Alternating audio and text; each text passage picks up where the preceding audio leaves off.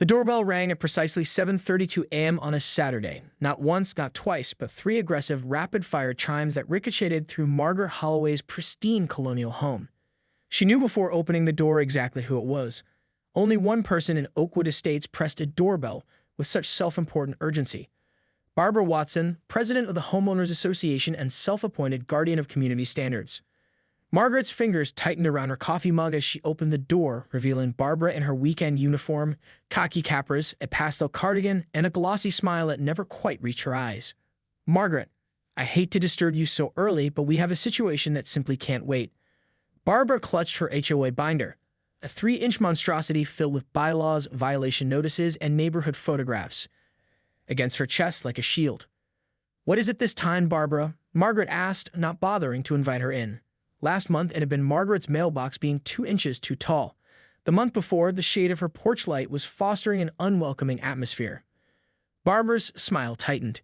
"Your hedges, Margaret, they're 4 inches above regulation height.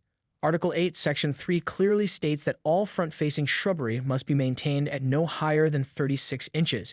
She flipped her binder open with practiced efficiency, producing a measuring tape and several photographs of Margaret's offending greenery. "Those photos are for my property. You were in my yard taking pictures." Margaret felt her temperature rising, the coffee in her mug suddenly less appealing. "The covenants allow for inspection of visible areas." "From the street, Barbara. Not trespassing on private property." Barbara waved a manicured hand dismissively. "Semantics. The point is you have 3 days to trim those hedges or face a $150 fine." The committee voted unanimously last night. Margaret set her mug down on the entryway table with deliberate calm. At 53, she had spent 30 years as a logistics officer in the Army before retiring. She had coordinated supply chains in 3 war zones and managed emergency evacuations during natural disasters. Being bullied by Barbara Watson over 4 inches of privet hedge was not how she planned to spend her retirement. "You had an emergency meeting about my hedges?" "We had our regular meeting, and your hedges were on the agenda, along with the Rodriguez family's unapproved wind chimes and the new construction on Maple that's using non-conforming roof tiles." Barbara sniffed. "Standards matter, Margaret. Without them, this neighborhood would descend into chaos." Margaret looked past Barbara to the immaculate street beyond. Identical houses with identical lawns, identical mailboxes, and now, apparently, identical hedge heights. The crushing boredom of it all suddenly crystallized something in Margaret's mind. "I'll take care of it, Barbara," she said quietly.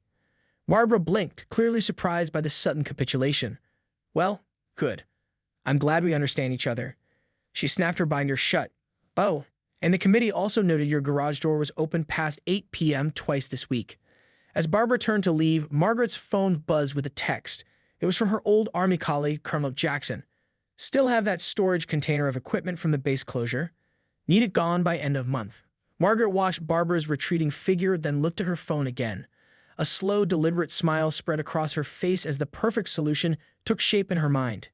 If Barbara Watson wanted to play hardball over community standards, Margaret Holloway was about to change the game entirely. She closed the door and immediately opened her laptop.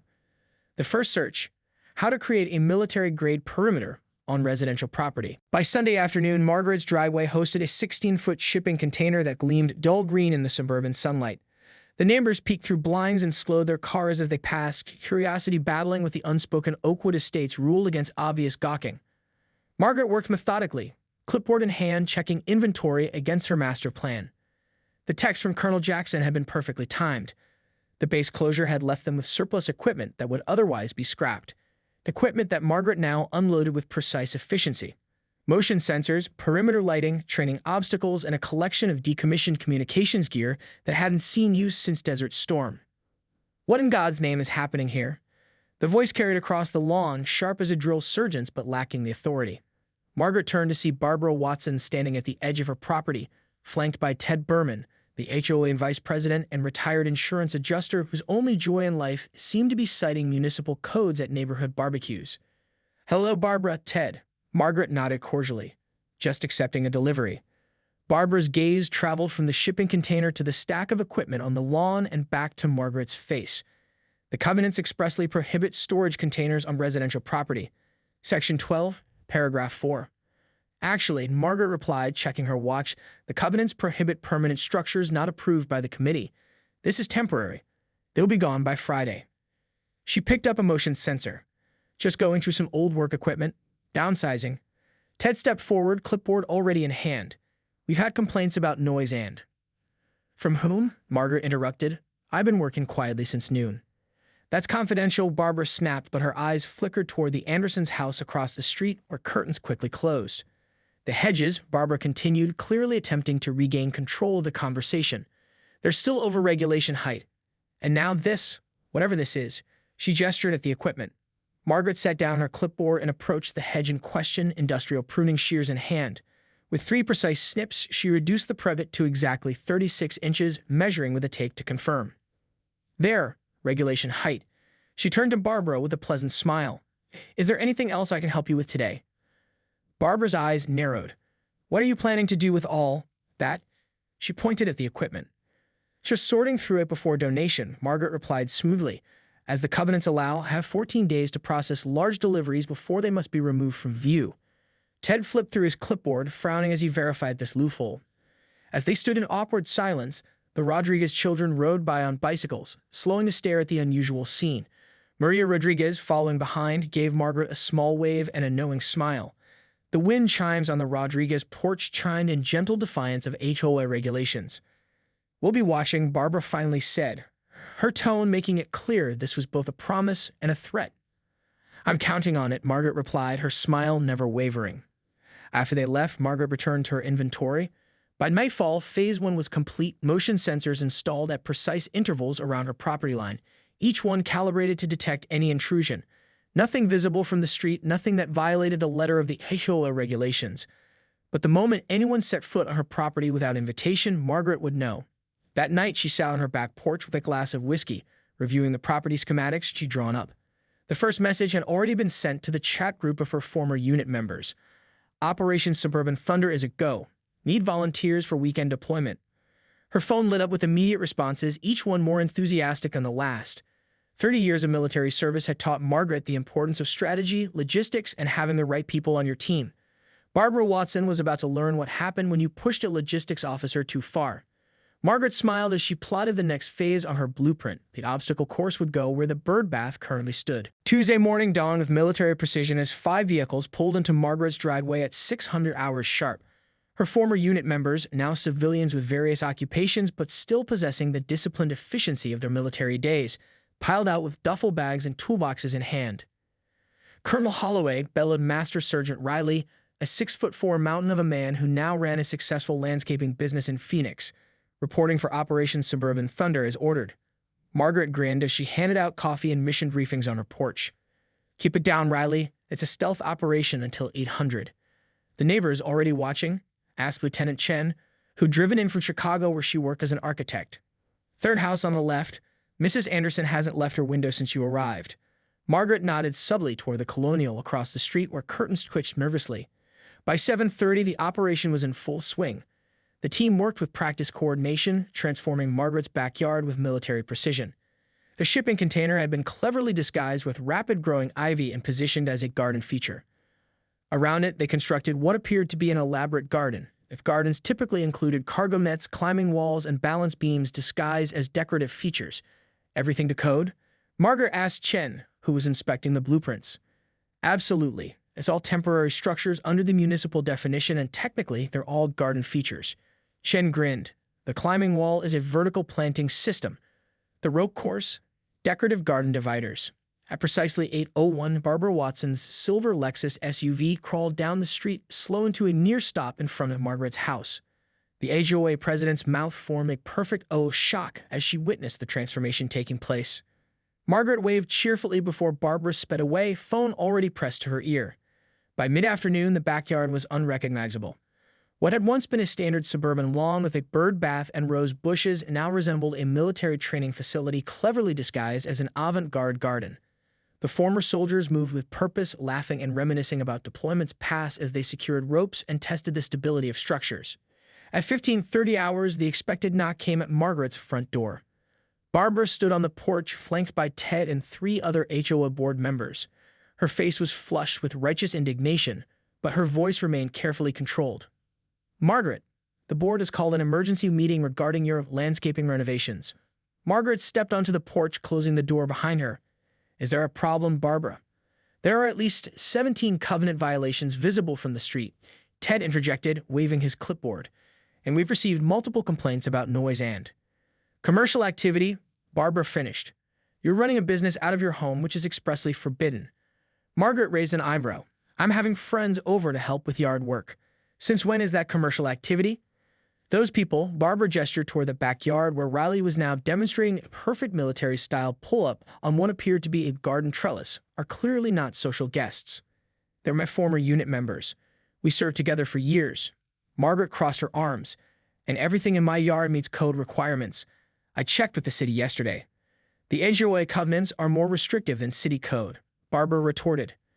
Show me which covenant prohibits garden features, Margaret challenged.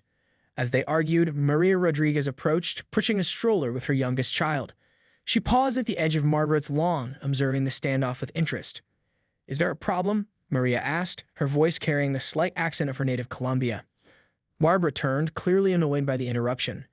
HOA business, Maria. Nothing to concern yourself with. Actually, Margaret said, smiling at her neighbor, I was about to invite the neighborhood children over this weekend for an outdoor adventure day in my new garden. Would your kids be interested, Maria?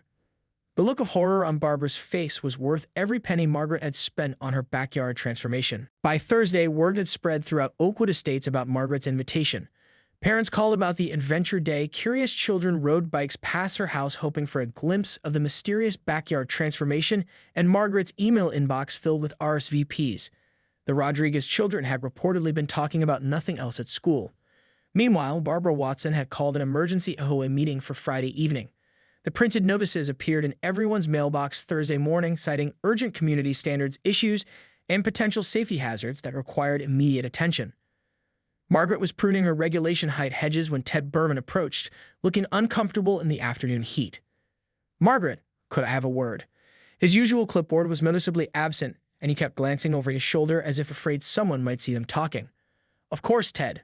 Margaret set down her pruning shears. Everything all right? Ted lowered his voice. Barbara's on the warpath. She's been researching municipal codes, HOA bylaws, even state laws, looking for something to shut you down. And has she found anything? Margaret asked, calm as ever. Not exactly, but Ted hesitated. She's bringing in an attorney to tomorrow's meeting. Gerald Pratt, her brother-in-law from that big firm downtown. Margaret nodded thoughtfully. Thank you for the heads up, Ted. I didn't tell you of anything, Ted mumbled, already backing away. But my granddaughter really wants to come to your adventure day, and my son says it sounds like exactly what these kids need instead of video games. As Ted scurried away, Margaret's phone buzzed with a text from Lieutenant Chen. County permit secured. All structures officially temporary recreational equipment. We're good to go. Friday dawned bright and clear. Margaret's motion sensors alerted her to a presence on her property at 6:15 a.m. The security camera she discreetly installed captured Barbara Watson creeping along the side of the house, cell phone in hand, photographing everything in sight. Margaret opened her back door just as Barbara was attempting to peer through a gap in the fence. Good morning, Barbara. Would you like a tour since you're here? Barbara nearly dropped her phone, face flushing red. I was just trespassing again, Margaret suggested pleasantly. Or would you prefer to call it an informal inspection? The board has concerns about safety. Barbara recovered quickly. As president, it's my responsibility to document everything for your attorney. Margaret finished for her. Gerald Pratt, isn't it? Your brother-in-law. The color drained from Barbara's face. How did you? Oakwood Estates is a small community. Barbara, word gets around. Margaret stepped aside, gesturing to her back door. Since you're here, would you like some coffee? We can discuss your concerns like reasonable adults. Barbara hesitated, clearly thrown off balance by Margaret's offer. After a moment, she nodded stiffly and followed Margaret inside. Over coffee at Margaret's kitchen table, with a clear view of the backyard transformation, Barbara's righteous indignation gradually gave way to curiosity. That's all to code, she asked, eyeing what appeared to be a repelling wall disguised as a garden fixture. Every inch, Margaret confirmed. Lieutenant Chen Sarah is an architect now. She made sure everything meets safety standards and building codes. We even secured a county permit for temporary recreational equipment. But the covenants don't specifically prohibit any of it, Margaret finished. I've read every page, Barbara, twice. There's nothing in there about obstacle courses or climbing walls, just like there's nothing in there about you entering private property to take photos without permission. Barbara's lips thinned as she set down her coffee cup. The board meeting will proceed as scheduled, Margaret said. And I'll be there with my own attorney, who happens to specialize in property rights. As Barbara left, this time through the front door, she paused, looking back at Margaret with an expression that wasn't quite admiration but certainly held a new respect. "Why go to all this trouble?" she asked. "Over 4 inches of hedge." Margaret smiled. "It was never about the hedge, Barbara. It was about respect and boundaries." The Oakwood Estates Community Center hummed with tension Friday evening as residents filed in for the emergency HOA meeting. Attendance was unprecedented. Nearly every household had at least one representative present, a stark contrast to the usual sparse gatherings where Barbara could push through agenda items unopposed. Margaret arrived precisely 5 minutes before the scheduled start, accompanied by a silver-haired woman in an impeccable charcoal suit. Conversations hushed as they entered, and Margaret nodded politely to familiar faces as she took a seat in the front row. She noted the Rodriguez family seated nearby, along with several other neighbors whose children had signed up for Saturday's Adventure Day. Barbara called the meeting to order with 3 sharp raps of her gavel. Beside her sat a balding man in an expensive suit, Gerald Pratt, presumably, who surveyed the room with the practiced indifference of someone billing by the hour. "We've called this emergency meeting," Barbara began, "to address serious violations of community standards at 1422 Oakwood Drive, the residence of Margaret Holloway." Margaret's attorney leaned forward slightly, pen poised above her legal pad. "For those who haven't seen it," Barbara continued, "Ms. Holloway has constructed what can only be described as a military training facility in her backyard, in clear violation of aesthetic standards, noise ordinances, and," point of order, called out Joe Franklin, a retired judge who lived at the end of Margaret's street. "Are we being presented with specific covenant violations, or is this just a general complaint?" Barbara's lips tightened. "I was getting to that, Joe. Mr. Pratt has prepared a detailed list of 17 specific violations." As Gerald Pratt stood to distribute his documents, Margaret's attorney rose smoothly. "Pamela Winters, representing Margaret Holloway," she announced. "Before we proceed, I'd like to clarify whether the board has received and reviewed the county permits and safety certifications for Ms. Holloway's temporary recreational equipment." A murmur swept through the room. Barbara's face flushed. "Recreational equipment?" she sputtered. "It's a military obstacle course." "Actually," Joe Franklin interjected, "my grandson and I visited this afternoon. Margaret was kind enough to give us a tour. It's quite impressive, and clearly designed with child safety in mind." More murmurs, this time accompanied by nods from several parents. Gerald Pratt cleared his throat. "Regardless of permits, the HOA covenants clearly state that all external modifications must receive prior board approval." "Which section would that be?" Pamela Winters asked innocently. "Because by my reading, temporary recreational equipment is specifically excluded from the approval requirement under Section 14, Paragraph 3. As the legal debate escalated, Maria Rodriguez raised her hand. When Barbara reluctantly acknowledged her, Maria stood. "I'm not a lawyer," she began, her accent more pronounced with nervousness, "but I want to say something as a mother. My children have been excited all week about this Adventure Day. They've been outside, away from their screens, making plans with friends. When was the last time they had a community event that got our children this excited?" Approving murmurs rippled through the room. "That's not the point," Barbara insisted. "Rules exist for a reason. To build community," Margaret interrupted, standing to address the room. "Isn't that the purpose of an HOA? Not just to enforce rules, but to foster a neighborhood where people want to live." She gestured around the room. "Look at this turnout. When was the last time we had this many neighbors in one place talking to each other instead of just waving from our cars?" The tension in the room shifted perceptibly. Even Ted Berman was nodding thoughtfully. "I propose," Margaret continued, "that we table this discussion until after tomorrow's Adventure Day. I invite every board member to attend, to supervise for safety, if nothing else. If, after seeing it in action, you still believe my backyard poses a threat to community standards, we can revisit the issue." Barbara looked around the room, reading the mood of her constituents with the instinct of a career politician. She recognized defeat when she saw it. "Fine," she conceded tightly. "Motion to table until Monday's regular meeting." As hands raised in overwhelming support, Margaret caught Barbara's eye and nodded slightly. The battle wasn't over, but the first major skirmish had been decisively won. Saturday morning arrived with perfect weather. Clear skies, mild temperatures, and a gentle breeze that rustled through Margaret's newly regulation height hedges. By 8:30, her former unit members had taken their positions throughout the backyard, each assigned to a specific station. Master Sergeant Riley supervised the climbing wall, Lieutenant Chen managed the balance course, and Captain Davis, now a pediatric nurse, had set up a first aid station that was more precautionary than necessary. Margaret stood at her front door, clipboard in hand, as the first families arrived. The Rodriguez children raced up the driveway, parents following with amused resignation. Behind them came a steady stream of neighborhood families, many of whom Margaret had only ever exchanged perfunctory waves with before today. Name and age. Margaret asked each child with mock seriousness, checking them off her list before issuing security clearance badges that were actually just laminated cards with military-style insignia. By 928 children between the ages of 5 and 14 had assembled on Margaret's lawn for their briefing. Parents stood back, smartphones ready to capture the moment.